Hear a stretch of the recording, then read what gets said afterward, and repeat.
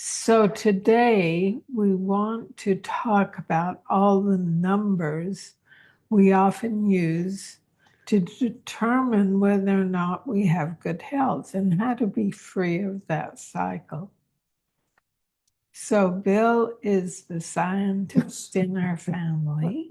So he's going to give you the rundown scientifically. Yeah, so what got us thinking about this is we watched a video from Dr. Joel Furman the other day where he was talking about high glycemic foods. So the glycemic index is looking at how quickly sugar gets into the bloodstream when we eat a particular food. And so foods higher in sugars and refined sugars, they get sugar into the blood right away. And then your real complex carbs like sweet potato, it doesn't influence the blood sugar the same way. So there's the glycemic index. And I remember back in the day before I met Connie, I was wanting to be healthy.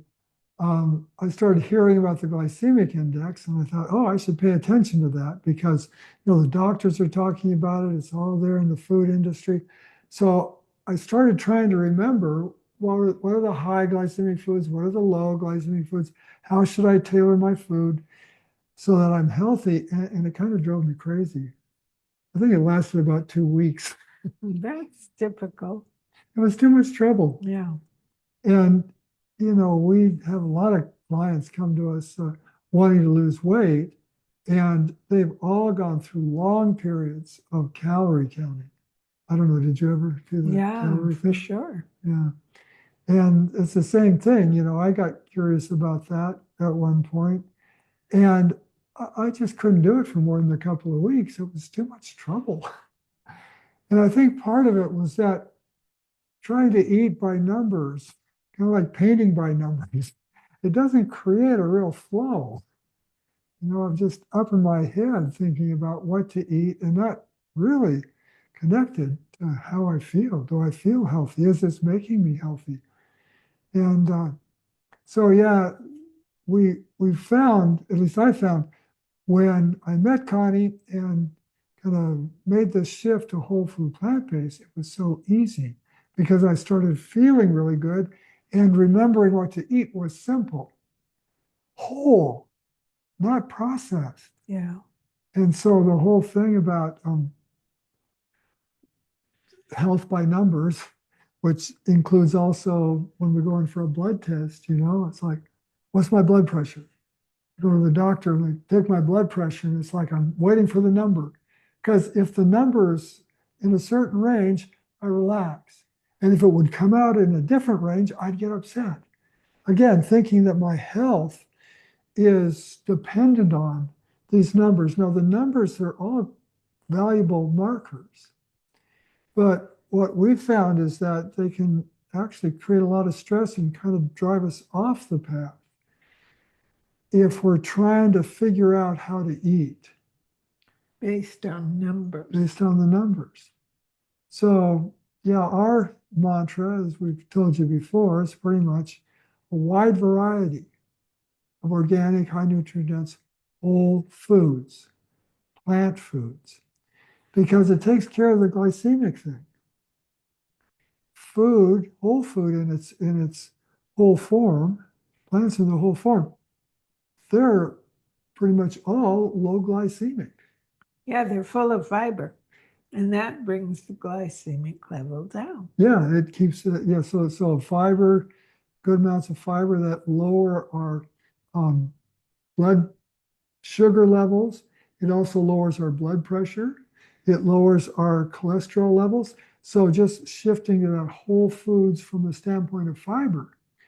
And the interesting thing of fiber, there's numbers on that too. And I remember back in the day, oh, fiber, how am I going to get my fiber? Because I think the standard is somewhere around 38 to 40 grams a day for men, and for some reason, 25 or 28 for women.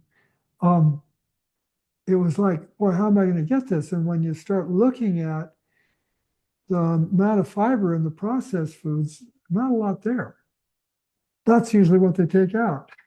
Or animal foods. Oh, They then don't zero. have fiber. Zero in animal products. Yeah. Good point. Yeah. So occasionally I will do the numbers thing. And whenever I do the fiber numbers on the food that I eat in a day, I'm like 80 to 90 grams, which is like double. And the great thing about that is that you can't, when you're getting all that fiber in the whole foods, you can't OD. Some things, if you eat too much of something, you can get some levels too high. True. Like if I were to eat a cup of Brazil nuts in the whole form every day, I would probably get elevated levels of selenium, which is not good. So that's the other part of our mantra is that wide variety. In order to eat a wide variety of a meal, you can't eat too much of the same thing. Yes. So you don't have to worry about the buildup of healthy nutrients beyond what's really healthy. And it's like that with fiber too. When we get all that fiber, the whole food form, it's so great because it not only helps to regulate our blood sugar and cholesterol levels, blood pressure, it improves our gut health because fiber is what our microbes, our microbiome is all about.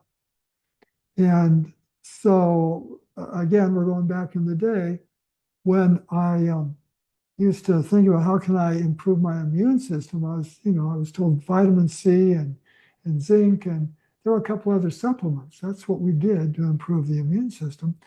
And now we find out that 80% of our immune system is all generated in the microbiome. Yeah.